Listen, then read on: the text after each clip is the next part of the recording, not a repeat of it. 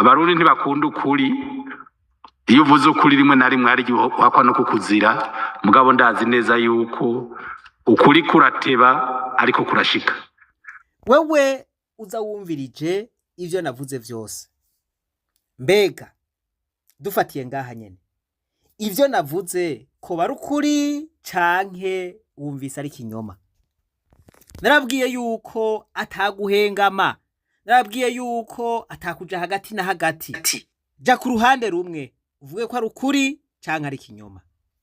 Ndabinginze mushigikira ukuri kugira ngo aba bantu barushe, aba bantu bagwara bagatabaza bakabura ikibatabara, bakavundira mu mazu, abandi bakitaba Imana kubera kubura imiti, kubera ubukene, bababwira yuko boja kwivuriza hanze, ivyo bigasaba amahera menshi cane, barondeza bagahebura kandi bategerezwa gufashwa na leta.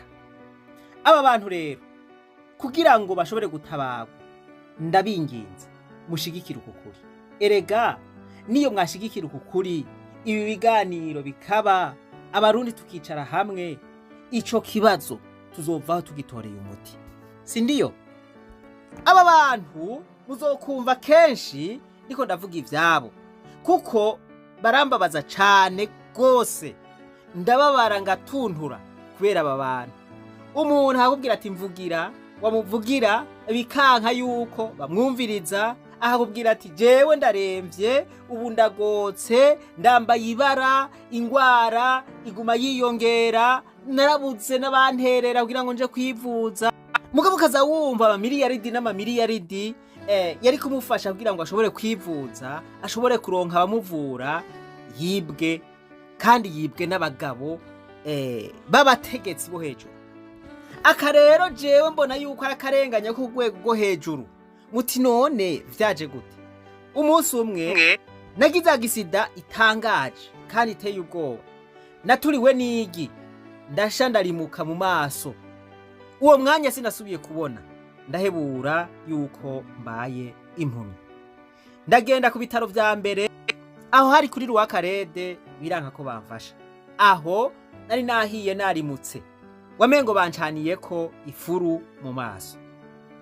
Aho nagenda ndahumaguza, niruka kurindi vuriro riri hepfo ya Rwakarede. Naho nyene bavuga bati nta miti, nta bushobozi bafise kukumvura.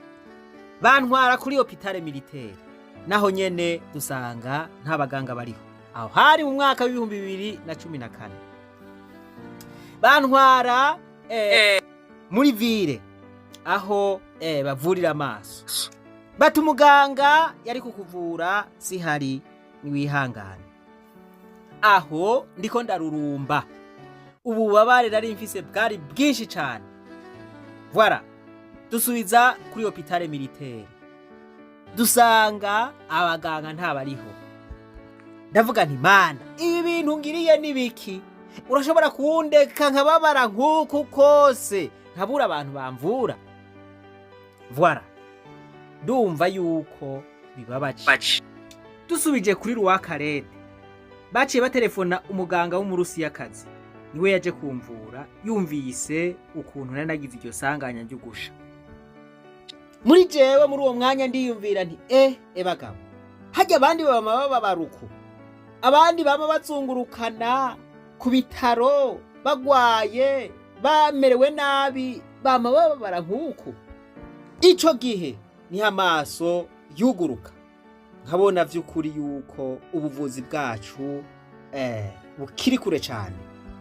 Ndavuga nti Mana, uzumfashe, uzunkoreshe ngira ico ntereye kugira ngo ibi bintu bihinduke.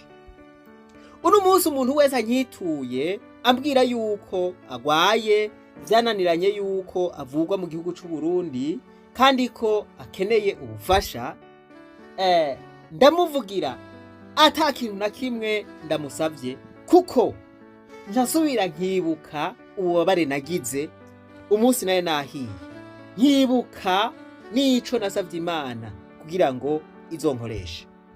Rero ndabasavye, nimwumva ibi bintu ari ibintu bizima, nimwumva ari ukuri kudateye amazi, mugushigikire bantu b'Imana dufashanye turabe yuko aba bantu botabagwa.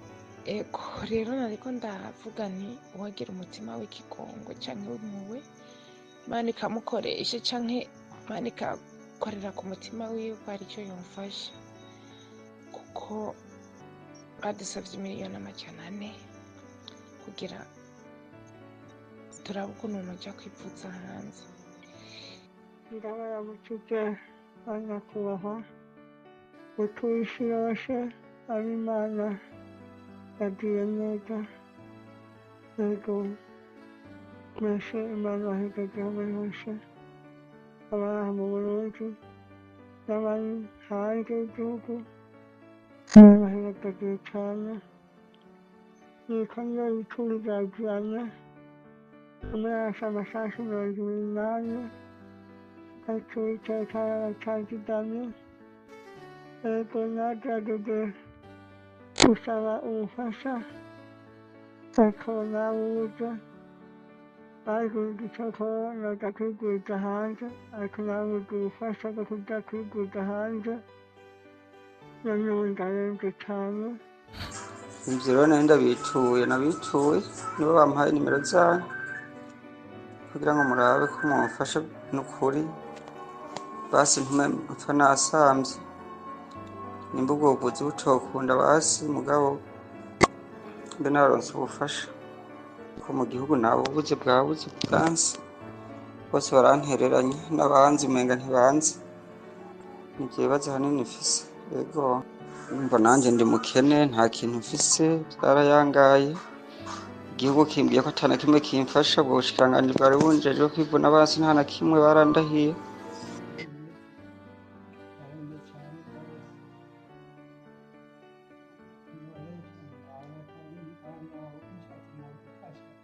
Ubona ko kigwaye yego ndicyagwaye kandi ndicyarembye kino samwigisha niko nyine mfasha nyine ubufasha nkazari ubunganyamo be bantu uwo muti ba icyo bantumye nta kivura yego bagize neza kandi ndashimiye mwebwe mwose mwashoboye kugira icyo mutereye yego ndahashitse aba bambwiye amagambo nyamukuru. Ibi bintu birababaje bene data, utu n'uturorero dukeya gusa tw'abarundi bagwara bakabura ukuntu bashobora kwivuza kubera ata buryo bafise, kubera batagira icepfo n'icaruguru. Aba n'abarundi n'ibiremwa vy'Imana baratabaza bagasubira bagatabaza bakamererwa nabaho bari, bamwe no kwitaba Imana bakaruhira kwitaba Imana. Ikiremwa muntu kiriko kirahohoterwa kubera iki ibi bintu vyobandanywa. Niyo mpamvu ituma mvuga nti murundi kazi aho uri hose nukuri umvira imbabazi aba bantu ushigikira ukuri maze habe ibiganiro izi ngorane tuzige ko tuzitorera umuti.